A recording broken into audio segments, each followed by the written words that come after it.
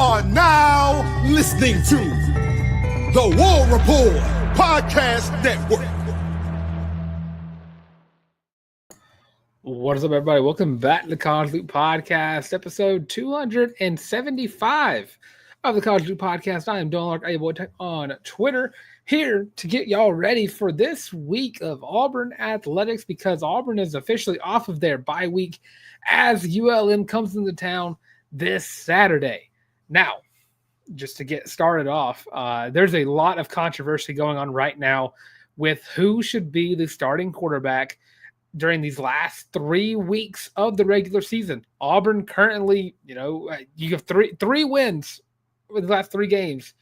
You finish out the season 6-6, and you get yourself a bowl game. Now, you got to play ULM, which should be a win. Then you got Texas A&M, who, despite the fact they lost to South Carolina pretty badly, are still one of the top teams in the SEC. And then, of course, the season off, you go to Tuscaloosa and take on the Alabama Crimson Tide, who, if you go by the LSU game, playing their best brand of football we've seen thus far. But you have had issues in the coaching department, as you're dying on a hill that's not going to get you anywhere. And of course, I've been saying for weeks now, Peyton Thorne hasn't lost you many games over the past few weeks now, but he's definitely not attributed to any of the wins. So the biggest conversation point of this week has been, of course, which quarterback should Hugh Freeze start if he does, in fact, decide to make the switch. Now, he's shown no interest in making the switch. We saw the Cal game happen where Peyton Thorne threw 4 interceptions, and Auburn, of course, lost that game by just not being able to score points. Next week, you let Hank Brown come in. He balls out versus New Mexico. Granted, bad defense. Comes in versus Arkansas, makes a couple of rookie mistakes, and he gets penalized for it by losing his job that he had for 1.5 weeks. So you go into this week, and on a teleconference, like I said last episode, Hugh Freeze talked about how they're debating a quarterback change. And whenever you're looking forward, you look at the guys who were there behind Peyton Thorne. Hank Brown, you kind of feel like the confidence maybe got shot down. You bring him up to start his first SEC game, the first SEC game of the season he started for Auburn in general. He made a couple bad throws. I would say that a few of those interceptions weren't fully on him. They were very good plays by the defense. And then it turns around, he loses that job. And, of course, confidence, I would assume, shut down. Holden Geriner, after that, I would assume, already making a few business decisions this season, trying not to get sacks, trying to throw in interceptions on the last play of the fourth quarter, or last play of the second half for New Mexico on a Hail Mary. Instead of throwing the ball down the field and just trying it out, took like a 3-yard scamper out of bounds to round out the first half. And then after that brings you to Walker White. Now, this could reunite a fan base because we've seen freshman quarterbacks this year go in and ball out as true freshmen. You have Dylan Risk at UCF, who has been balling out who was a 4th-string quarterback in the same situation that Walker White was. And Gus Malzahn finally turned to him and was like, hey, these 3 guys aren't working, or KJ Jefferson isn't working. These 2 guys got hurt, so we got to try him out. And he goes out there, he's running all over the place, throwing touchdowns galore, and basically turned UCF seasons around. UCF is on pace right now to go to a bowl game if they continue to win, because of this decision that Gus Malzahn, of all people, made. And then you go into Florida. Florida has their freshman guy go in after Graham Mertz gets hurt, and before an injury, he had them on pace to beat the Georgia Bulldogs last week. So you're watching these freshmen go in. Dylan Raiola, another freshman that's played very well, and of course they look like a freshman at times, but that's what you want from freshmen. If they're balling out, then have some instances where they look like that. That's fine. But Auburn, we have not seen very much of Walker White. Again, the last time we've really seen him was A-Day, and he got in garbage time. Throughout the year, he's been on the scout team. He hasn't really been on the travel roster. I think the first game he traveled to this season was Missouri. But there's a sense of maybe, like, what if? what could happen? What could Walker White bring to this Tiger offense that we haven't seen already, or that we have seen? I mean, you're looking at an offense that has been anemic all year. Auburn is a top 25 defense in the country, and they have a top 50 offense in terms of yards. But when it comes to other stats that you don't want to be top of the list in, i.e., turnovers, you started to simplify an offense for a fifth year senior. Now, whenever you get to that point of taking a fifth year senior who, should have full knowledge of whatever playbook you throw into them, and of course, 2 years into the system, you shouldn't be minimizing anything for Peyton Thorne. Peyton Thorne should know that playbook like front to back, left to right. He should be able to write the table of contents on a separate sheet of paper and tell you what plays are where. You're not getting that. So you simplify it, and something still isn't working. Quarterback position still isn't being an X factor, still isn't making those key reads, still isn't making those key throws down the field. And you look at Walker White, and of course, this was a 4-star prospect last year, top 5 quarterback in the nation, and number one player overall in the state of Arkansas. And you just sit there and wonder what he could bring. You go back to his scouting report, they were comparing him to Will Levis because of his mobility and the way that he's an accurate quarterback. And he played very well in high school. And sometimes high school doesn't quite transition over to college football because it really shouldn't. You're not playing that level of competition every week.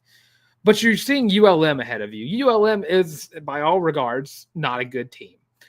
And if you get 2 weeks to really try this out, and I don't know how much of Walker White this team has really worked with. Of course, Walker White was a key member of that, the group of players who were recruiting that 2024 class. Cam Coleman, Perry Thompson, Malcolm, Bryce, DeMarcus Riddick, all those guys that we've seen this year who have been balling out. Walker was a key contributor to helping recruit a lot of those guys. And we know that he loves Auburn. We know that he wants to be in Auburn. And honestly, it wouldn't hurt to make him the quarterback, because you're looking at a guy who, out of the 4 guys in the quarterback room, he is the most, the biggest dual threat out of that entire group. He's the most mobile. He's the fastest quarterback on the roster, at least on scholarship. But you just haven't seen him play yet. That's all it is. You just haven't seen pen to paper, cleats to field. You just haven't seen that yet. And with ULM, you put him out there. I said this last week. You put him out there and just let him make those decisions himself. If he goes out there and balls out and looks the part versus ULM, why not try him against Texas A&M? And then if it works there, keep going. I think that at this point, you have to do some kind of damage control. That's where Auburn might be in at this point, because what scares me the most as an Auburn fan and someone who has to consistently talk about the state of this team, whenever the offseason hits, if Auburn bowl game or not, when the offseason hits, the transfer portal opens for everybody.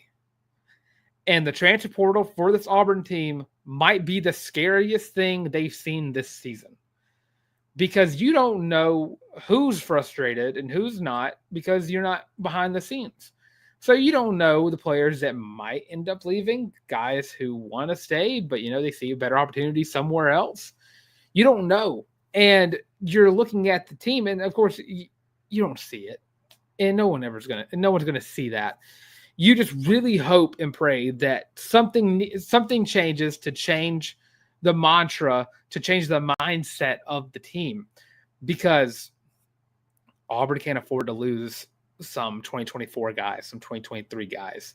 You got to keep those guys on the roster, because Hugh Freeze, of course, he's been talking like he knows he has one more year, which I think is a dangerous thing to do, because a lot of coaches have been coaching against the wall, like trying to get their job, back into the green instead of being on the hot seat, trying to cool off your chair. Gus Malzahn did that. There were a lot of speculations earlier in the year that Gus Malzahn might have found himself on the hot seat. And then lo and behold, he wins a couple of games, things turned around. Gus Malzahn might be back next year. Billy Napier, all eyes were on him. I thought he was fully on the hot seat. I didn't think he was going to make it this far into the season, but he won a few games. He was competitive in a lot of those games. He almost beat Georgia.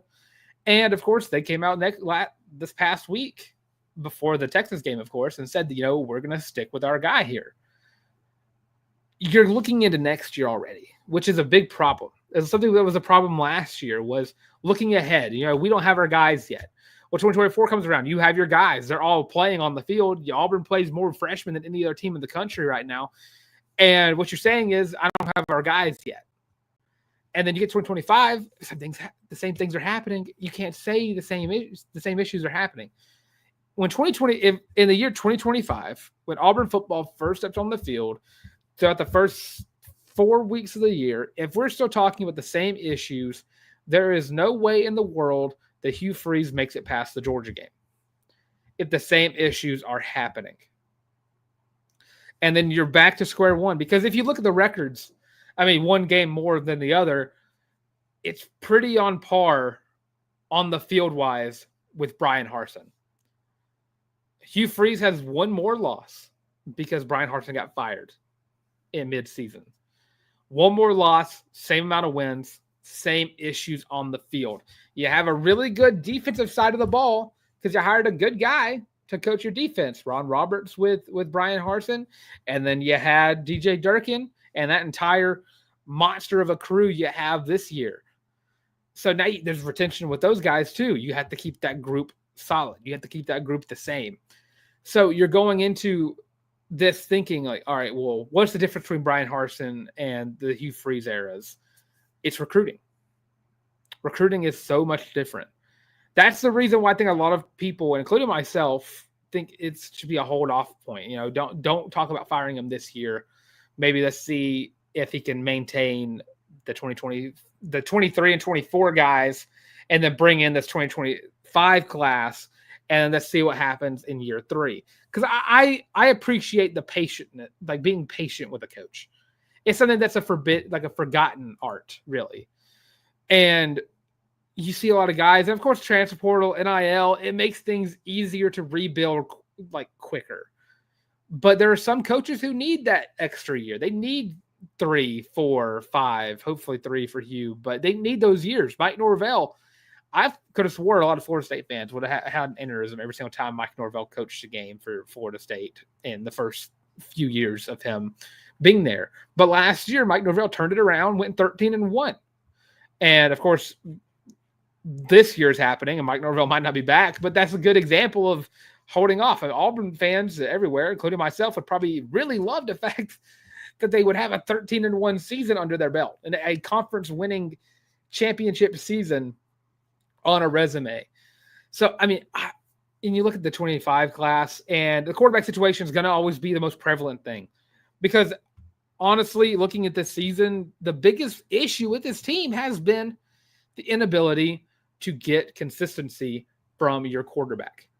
It's been the biggest issue for Auburn this year. You have a good defense. You have a good offense. But your offense gets held back by what you're not doing, which is finding a guy who can distribute the ball, finding a guy who can make those reads, finding a guy who can run the RPO. And, of course, I think Peyton Thorne has found some kind of edge that he has in the terms of he can get the ball out quicker with this new playbook that we saw against Kentucky, where it's hand it off and go. But confidence came up too much. And they raised the confidence for this team up to the offense too much, because you go into Vanderbilt and you forgot what you did versus Kentucky, and you turned around and laid a goose egg right on your own field versus Vanderbilt. And the defense did everything possible to keep Vanderbilt out of the end zone. Vanderbilt should not be putting up 17 points and beating Auburn, especially when Auburn outgained them in yards. Had them pretty much beat in terms of, you looking at time possession for how Vanderbilt wants to play football. You took yourself out of the game. Excuse me. It's so stupid. But, and Matt Steele TV, thanks for tuning in. Hopefully Deuce Knight doesn't change his mind. Lane Kiffin is a good coach. That's an issue that I've been seeing. I'll go into Deuce Knight in a second because we got some guys to talk about for the recruiting class before we talk about basketball. You got to maintain these guys in the recruiting. You have to. You once you sign with you're going to be recruited all through your junior and senior year of high school. Once you sign that dotted line on your letter of intent, I know they're getting rid of that soon. Once you sign that dotted line, you are still getting recruited by other teams that want you to go elsewhere. They want you to transfer out. And 3-6, and if you end the year 3-9, 4-8, that can have a heavy toll on the decision making of some of these guys. And I think that if you're showing that you have the ability to look at the guys on the bench, looking behind you, seeing Walker White sitting there, getting ready, warming up, talking to the team, talking to the players on the sidelines, doing whatever Walker White does, pumping the crowd. And you're like, all right, well, the guy on the field isn't working. I've already kind of ruined things with this guy, and I also don't expect this guy to be back next year. Walker White is going to be back next year. If I had to guess, I don't know for sure, but if I had to guess, of the 4 quarterbacks on scholarship, Walker White is the most likely to be back next year. And you're going to get a transfer portal quarterback. You're going to bring in Deuce Knight, hopefully. You're holding out till signing day, which is in just under a month. I think it's December 4th is signing day, if I'm not mistaken. They kind of moved it up. You have that guy who you spent all your time and effort recruiting him, getting him away from Clemson, and then he comes and commits, and then the first thing he starts doing, he's on the phone with other guys like, hey, you should commit to Auburn. You should come to Auburn. You should come to Auburn. Hey, you flip from this place, go to Auburn. Honestly, I think it'd be massive for Hugh Freeze just to make that switch. And it might not look pretty. It's a rare case for freshmen to go out in the field, true freshmen go out in the field and look like they've been there before. But the growing pains are so much worth it whenever you are willing and able to make the changes needed going forward. So that's my little 2 cents about that matter. I think it'd be great.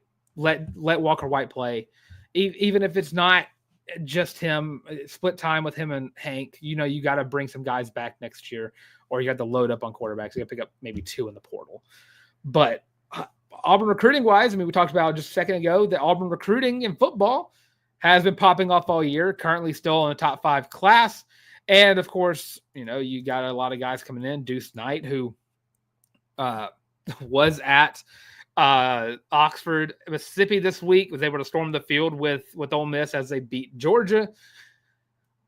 I'm not going to read too much into what everyone was saying. I'm still pretty confident in Deuce Knight because watching, any player ever who is at a stadium for a game on a visit and it's an upset, that player is going to storm the field with the other recruits and the players. And of course, he was on his phone recording it and everything. That's what they're going to do. I'm not going to take too much into that. I'm still not too confident in Lane Kiffin as a high school recruiter until he starts to prove it better. What is he right now? Let me go pull that up. Of course, Lane Kiffin's always been a great transfer portal guy, but when it comes to the high school realm, he's currently 21st in the nation in terms of high school recruiting. He's behind Kentucky. He's behind Georgia Tech, Missouri, I would say Penn State. Penn State's pretty good at recruiting, but they're behind Missouri and Kentucky, and he's right in front of South Carolina, and he's not far ahead of Arkansas. I'm not going to read too much into it. And of course, there's more of a need at quarterback at Auburn than there is at Ole Miss. But there are some guys who Auburn's currently crystal balled to go after on 3, and of course some on 24/7. I'll start off with the defensive tackle or defensive lineman. I don't know if he's an edge, if he'll be a defensive end or defensive line. But you have Joseph, and if I get it wrong, I apologize. But this is what I went with. Mbachow, 6'5", 275-pound defensive lineman out of Loganville, Georgia, and Grayson High School, former stomping grounds of one Harrison Tarr. Number 27 overall defensive lineman in the class number 35 player in the state of Georgia, which great state. for just high school football in general. So yeah, Auburn's making waves on him. Some people still have crystal ball to go to Florida, but Auburn is making a lot of progress on him. Another guy who's getting heavily recruited by Auburn is a defensive back. Auburn going heavy on the defense side of the ball. He got a couple of crystal balls from Tom Loy and Christian Clemente. 6'2", 175-pound corner Shamar Arno from Carrollton, Georgia. He's going number 35 corner in the class and the top 50 player in the state of Georgia, which is high regards for how good of a state that is in the high school realm. So yeah, 2 big dog crystal balls for Auburn football. We're going to do a quick little break. Other side of this break, we're going to talk about Auburn basketball, because if you didn't watch it last night, I don't know what you were doing. Auburn basketball took down Houston despite everything that happened off the court / in a plane over the weekend. So after this break, we'll be right back to talk about Auburn basketball and their huge win over Houston. Are you tired of having to rummage through just clothes after clothes after clothes looking for something to wear? Are you tired of your friends making fun of you for your terrible fashion sense? Well, do we have the shirt for you? Go to thewarreport.com, get your laptop out and do it right now. Go to the shop and get your very own Feelin' Loopy t-shirt as well as your college loop hat, and you can get both of them for only $25 each. Plus shipping and handling, of course. But with that, now back to your regular scheduled program. And of course, that's available on thewarreport.com. Go to the shop. First page, college loop hat. Second page, Feelin' Loopy t-shirt. And of course, don't forget, it's one of the good ways to support the show, but the best way you can support the show here is, of course, liking, commenting, and subscribing. Leave your thoughts. Who do you think should start a quarterback for Auburn over the last 3 weeks of the season? Do you think Auburn should stick with Peyton Thorne? Do you think you got to go to Walker White? Do you think maybe give Holden Gerner or Hank Brown a shot? Let me know what you think in the comment section below. But Auburn basketball takes down number 4 Houston 74-69. And an outstanding performance across the board. Some 20-point performances from 2 guys who are going to get talked about a lot in today's show. So I guess the first thing you could really start off with is the fact Auburn shot the ball a lot better when they went to the second half. First half, Auburn shot 47% from the field, 23 from the three-point line, 3 of 13 in that first half. And, of course, they only made one more 3 in the second half. But you go in and also go by free throws, 42% from the free throw line. Second half comes around, Auburn's on fire. Auburn is juiced up, 16 of 28, so that's 57% from the field, 40% from the three-point line, and 83% from the free throw line in that second half. The lead changed in this game 13 times. They were tied 6 times, and I think Auburn only led for like 11 minutes of the game. We're behind for like 20-ish minutes for that. But you go into this game, the headline player of Saturday's game, Tahad Pettiford. True freshman, biggest stage in college basketball against a top team in the country. Tahad Pettiford goes out there, 7 of 12 from the field, 5 of 8 from the three-point line, 21 points and 3 rebounds, 3 assists. Great game from the freshman. Tahad's different. He's just different. You go into the rest of the season, you hope that the trend continues, because I think I see more in Tahad than I saw in Aiden last year. I think that's a sentiment a lot of people, at least some people in all of my realm, kind of express as well. Tahad played outstanding. I mean, he took over the game at some point. I mean, there was a large part of the game that was based around when will Tahad stop, and he just balled out through all 23 minutes. And I think he played 15 minutes of the second half. He came in and didn't come out until the last timeout of the game, just so Auburn could have a bigger presence defensively as they're trying to stop a comeback from happening. Outstanding performance from Tahad Pettiford. And of course, Janai Broom also deserves some love too. 33 minutes for the senior, 10 of 15 from the field. Terrible night for Janai in terms of shooting a three-pointer or shooting a free throw. 0 for 4 on both of those, but 20 points, 5 blocks, 2 steals, 3 assists, and 9 rebounds. I mean, you're a rebound away from a double-double, and you're a few more stats away from having a quintuple double. just got to get a few more of the stats around. But just an outstanding performance from Janai Broom. Something we're used to saying at this point is just Janai Broom, Janai Broom, Janai Broom. One of the best players in the country, arguably, the best player in the country. Outstanding game from Janai. Just overall in the game, you're looking at Chad Baker-Mazara, who made key free throws at the end of the game to help extend the lead. Also had a couple rebounds for him and a steal and a couple assists as well. Denver Jones, just again, I said this before, and I'll say it again. Denver Jones, one of the best two-way players in the nation. Great defensively. Pretty slow night for him offensively. Only shot the ball 3 times. We got 4 points for it, but had 3 assists, had a steal, and couldn't get by him. You just couldn't. Great game from Denver Jones. Dylan Cardwell, 2 points for him. Had a steal, and you're just getting defensive reps for a lot of these guys. This was a defensive game. At one point in this game, I was dead set that it was going to be a first team to 25 or 30 at one point. And of course, things turned around. It was 33-28 at the half in Houston's favor. And you go to the bench after that. JP McGee's didn't have a great game shooting, but again, the defensive presence on the starting 5 was really, really massive. But I think the one guy who needs to be talked about, who I hope is getting talked about a fair enough amount, Chaney Johnson had his first double-double as an Auburn Tiger, and he was outstanding in the first half. 11 points. He had 10 rebounds. He had 1 block, and that 1 block, I wish I had it downloaded. I don't think I've ever seen anybody jump as high as I saw Chaney Johnson. I probably have. But, Chaney Johnson got up for a block. Outstanding game from Chaney. Played 30 minutes in that game, not even a starter. 3 of 6 from the field. Was 5 of 7 from the free throw line. Only took 1 3, didn't make that. But, yeah, 11 points, 10 rebounds. You also had 3 assists from him as well, and, of course, that outstanding block. You had a pretty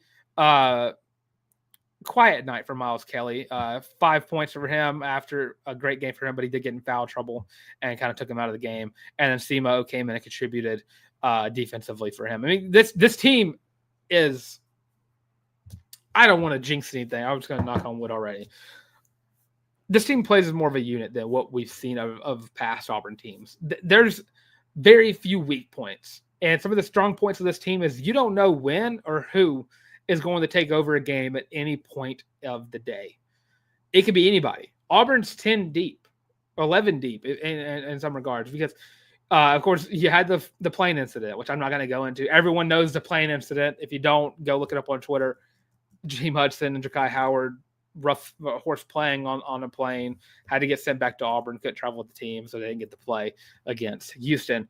But hopefully that all gets settled out because I think those two can be really big down the stretch.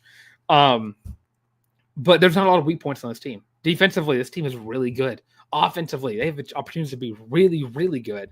Janai Broom, Dylan Cardwell forming a nice duo in the paint. That's a hard front court to get by between those two. And this team, just get chills watching this team. Absolutely amazing game to watch. And of course, Houston is going to be a team that's going to be there at the end as well. They had 5 guys for Houston that put up 10 points. One guy who should have fouled out, and Joseph Tugler, had 4 fouls for the longest time and still does somehow. Only had one guy foul out, but they spread the ball around very nice. But Auburn got to him. And, I'm super excited to see how the Auburn team plays. Have 2 more games in between now and when they play Iowa State, another top 5 team. And, of course, after Iowa State, you got to go to play Duke in Cameron Indoor Stadium. So it'll be a fun game to talk about as the season keeps going. Yeah, but overall, Auburn's so fun to watch. If you're not watching Auburn, I don't know what you're doing. I don't care who you're rooting for. You got to watch Auburn basketball play. But another team that's fun to watch in Neville Arena, women's basketball. Auburn women's basketball out there putting up 128 points on Virginia University in Lynchburg. I'm not going to talk too much about this game because this is a game that Auburn should have won. But I did not expect them to absolutely. They should be suspended for what they did to this team. 128 points is absolutely ridiculous, but it's just so fun to watch. Deanna Gaston put up 36 points in Thursday's game. 15 of 20 from the field from Deona. 8 of 11 from Celia Sambane, put up 19 points. Jordan Hunter, 7 of 7 from the field, put up 15 points. Taylon Collins, 5 of 13, put up 11 points. Yeah, put up only got 4 points on. But yet Audie Young put up 18 points on 6 of 12 from field. Caitlin Duhan put up 13 points. And Soraya Daniels put up 12 points as well. I mean, holy cow. They were on fire. Only 11 fouls for the team. And that's going through just 9 girls played and only had 11 fouls. Absolutely ridiculous. Had 30 assists. Had 43 rebounds. This team, 25 steals. Definitely a difference in level of play here. You had one girl from Virginia University in Lynchburg who put up 15 points. But other than that, I mean, you didn't get nothing out of them. 18 rebounds. You had only 5 assists. You had 3 steals for them, just to compare. 41 turnovers forced by Auburn to only 6 forced by Lynchburg. Outstanding performance. I mean, it doesn't get much better. It's something that, like, when you talk about like blowouts, it's hard to talk about them because it's like, all right, they just played bad the entire time. For when you're talking about the losing team, it's the same thing when you talk about the winning team. I mean, they just played so good against a team that they are so much better than that. It's just like, all right, well, they just like murdered them straight up. But of course, women's basketball, they have a few games this week. In 4 days from now, they'll take on Little Rock, which will be their last little game before they got to play at Eugene, Oregon to take on the Ducks. So getting ready for that game. That game will be next week on the 20th. That's next Wednesday for Auburn women's basketball. Coach Jay also to have an absolutely great day as well. Great week.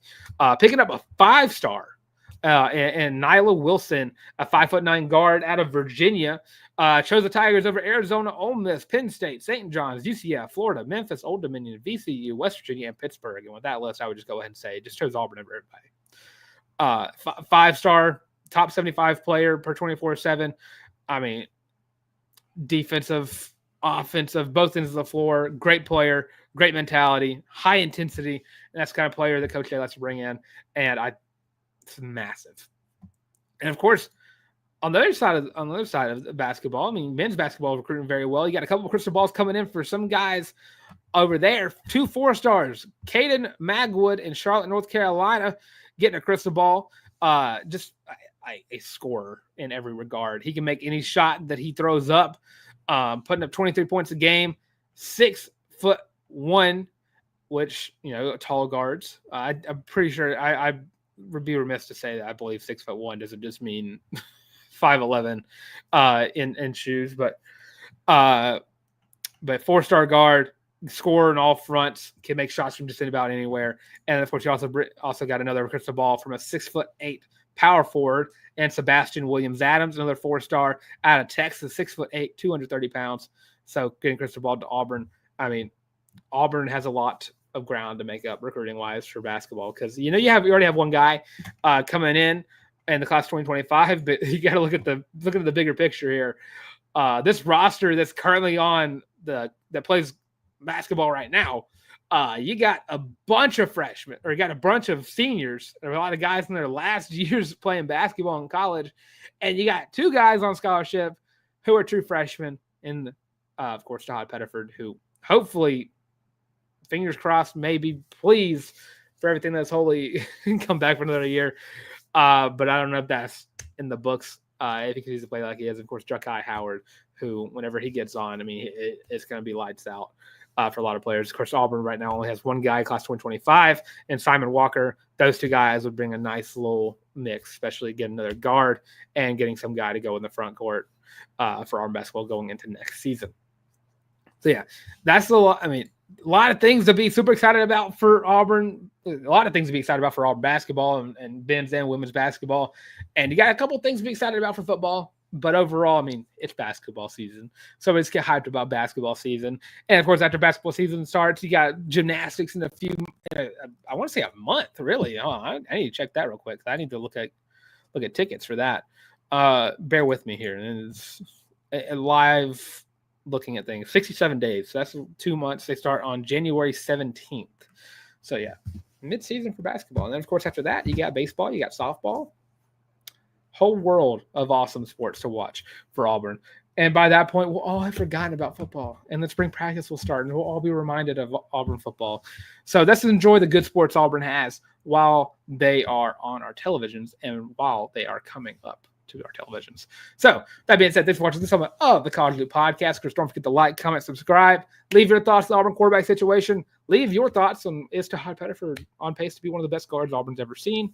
Knock on wood. Just I'm not jinxing anything. Not jinxing a thing. And of course, leave your thoughts on everything Auburn related. And of course, don't forget to like, comment, subscribe. I can't say it enough. I know I just said it. I'll say it again. So yeah, don't forget to do that. Check us out on social medias on TikTok, Facebook, Instagram, the works, all those at The College Loop, Twitter as well. Don't forget to check me out at your boy Tank on Twitter, at Larck on Instagram. Go follow me there. And go check out the audio versions of the show as well on Spotify Podcasts, Google Podcasts, and of course, Amazon Music. And of course, all that being said, thanks for watching this installment of the College Loop Podcast. And as always, War Eagle.